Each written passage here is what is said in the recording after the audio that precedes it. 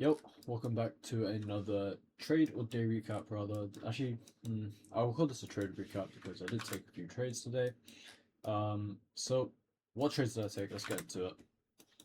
On the daily, we have pretty bullish price action. We do have this sort of vacuum block slash NWOG, NDOG sort of thing.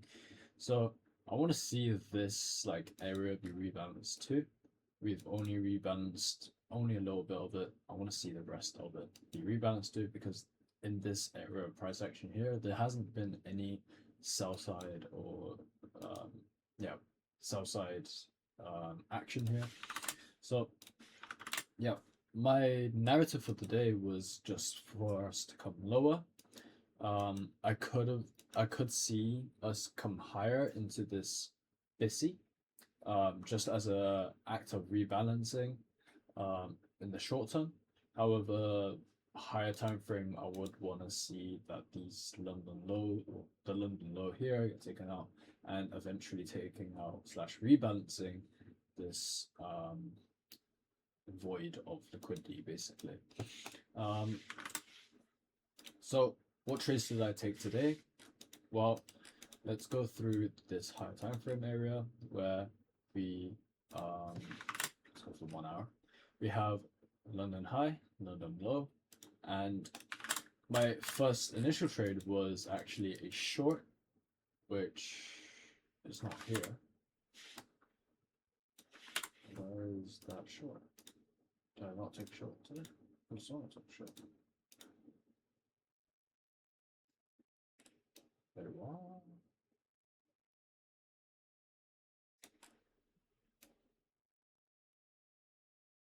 I'm not sure. Oh wait, no, it's only yes. Hold on. Execution marks. Okay, there we go. All right. Now we have our short. So what was the short? Why did I take it? This was a mitigation block entry. So we had a failure swing high. We had a high time frame. We had a high time frame PD array that we're rejecting off. So, as I said, the narrative for me was to take out this area of liquidity, or this void of liquidity. So I would want to see that make price go lower. I saw the vacuum block and was like, okay, we can take this trade here, and that's exactly what I did. Took a short when we saw rejected off of it. I didn't take it as soon as the vacuum block was hit because I kind of just missed that. Next time I probably would have. Or rather, next time I should have been more. Should have paid more attention. But yeah, that instantly got stopped out. Stop being right here, and entry being right here. So in my opinion, this was a very valid trade. We had that 5-minute change in the state as well, and an inversion. Now the thing I would say about this is that we did have a 15-minute BISI. We were sort of rejecting off. We also had that 4-hour BISI SAB that we wanted to rebalance to. However, that is kind of sort of hindsight. So I wouldn't really be able to say much. So yeah, after I took that L, I saw this rejection block. I was like, okay, this would be a area where we would potentially reject off of. We don't necessarily have to take out this void of liquidity here before taking out this 4-hour city. So I was pretty fluid with my bias. 15-minute rejection block. We saw that reject off of that. And what did I see here? I went to 3-minute and saw a breaker. So this is your breaker entry. Also a unicorn model, but I'm not like 100% sure on the unicorn model. So I'm not going to say it is, but I'm pretty sure it is. We've got a breaker, a fair value gap, and if we go lower time frames, the 1 minute, we would see that well, I would usually, I don't know if this is true or not, but let's pull up my notes actually. Um, I think it's the vacuum block theory. So I kind of viewed this as being the fair value gap. Let's go through it rather. Kind of view this as the fair value gap as a vacuum sort of block. I don't know if this is true or not. I don't yeah, I don't really, I kind of just applied this sort of theory to it. But yeah, liquidity void. No, it's not liquidity void. It's just a vacuum block sort of thing. So kind of put this into here. In summary, a vacuum block is nothing more than a breakaway gap.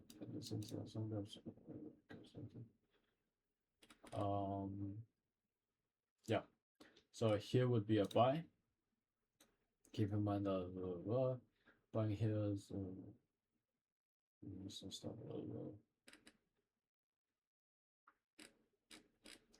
Yeah, so didn't necessarily have to completely rebalance this gap. I think I actually kind of just got lucky here, honestly, with this long, because yeah. So my first entry was on this 30-minute breaker. Off this 30-minute breaker, putting my stop around here, and my take profit around here. And then once it started coming higher, yeah, once it started coming higher, and we rejected, going to the 1 minute, and we rejected or started disrespecting this order block right here, I've realized that this was a relatively safe stop placement, so I would put my stop above at this swing low, and then targeting. Oh, wait, I thought that was the 4-hour city. This is the 4-hour city. So this was the initial trade, initial risk, and this was the end result or end risk, basically. And yeah, so that was a dub. And just honestly, watching core content month 4 has actually like really improved my sense of like narrative and just overall strengthened the theory of just PD arrays. So if any of you guys like would want to watch that, I really recommend it. But yeah, anyhow, I took another trade up here, which ended up being a dub where I took short right here, short at 2, at this change in the state, and put my stop above this swing high where we had this rejection block, and we actually sweep that or take some buy side here when we close inside this rejection block. This could be seen as a sweep of buy side, and yeah, so I wanted to actually add more here, but unfortunately I couldn't. It wouldn't let me. I can't do more than 3. See, so yeah, so rejection block, changing the state. We also had a mitigation block that we formed over here in this area. This would have been another short possible entry. Now what I wanted to actually sort of like see happen was we respect this price gap. So in liquidity voids in month 4, ICT talks about a price gap right here, and obviously if higher time frame market narrative shows that we are wanting to come lower, which I wanted to see because of this unfilled liquidity void, yeah, so if that was still the high time frame narrative, we're inside a 1 hour SIBI as well as a 4 hour SIBI. And yeah, we saw that price gap right here. I want to see that be respected as an entry. And again, this high is a relatively, it's a really safe stop placement because it also is a rejection block, and as well as that, it's the high of the change in the state.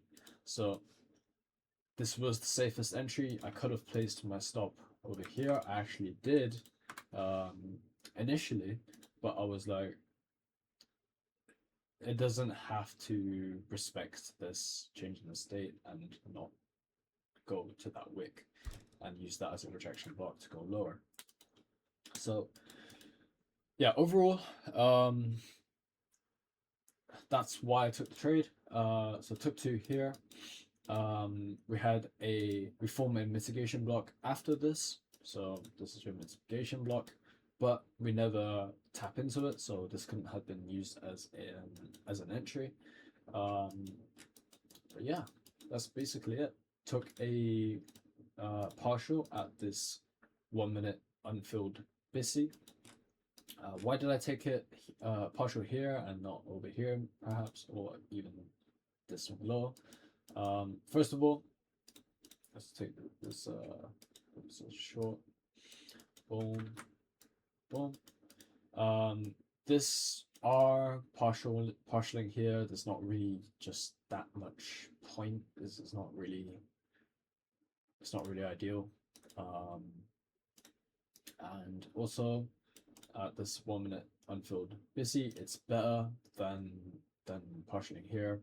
I did go break even when we hit this low, and break even actually aligned with, just put that there, aligned with the high of the mitigation block. So I was pretty confident that we wouldn't come back into that break even spot.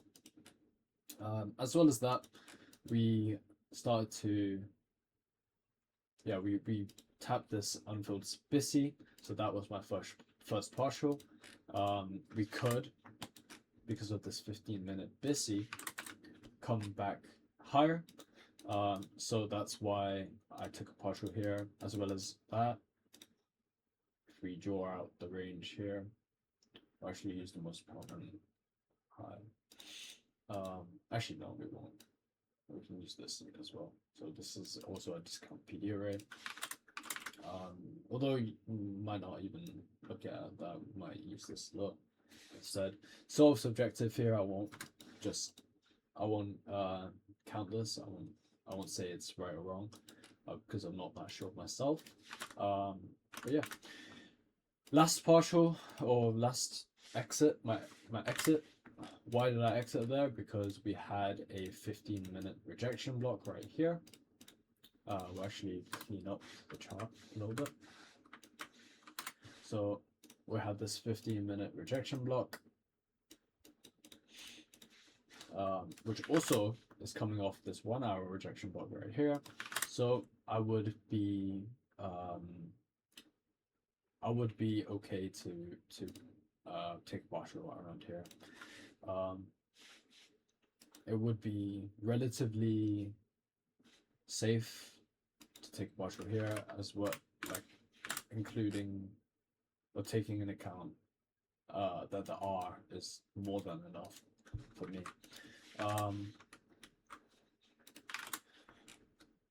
Could I have put a left the runner to these two lows? No, I couldn't have, because well, I took partial right here and here. Those were my only two. But if I had more leverage than what I had then, I would have most likely put a partial at this low and this low. My end goal being London low. I feel like these are pretty high probability areas to come for as a draw liquidity. However, what I would say is that we're going late into the session. It's about 11 a.m. I don't want to be in the trade for too long. That's probably the only thing I would say about this. The nuances of just being in this trade. But yeah, that's gonna cover today's trade recap. I hope you guys have had a amazing day. Love and appreciate all of you guys. Yeah, peace.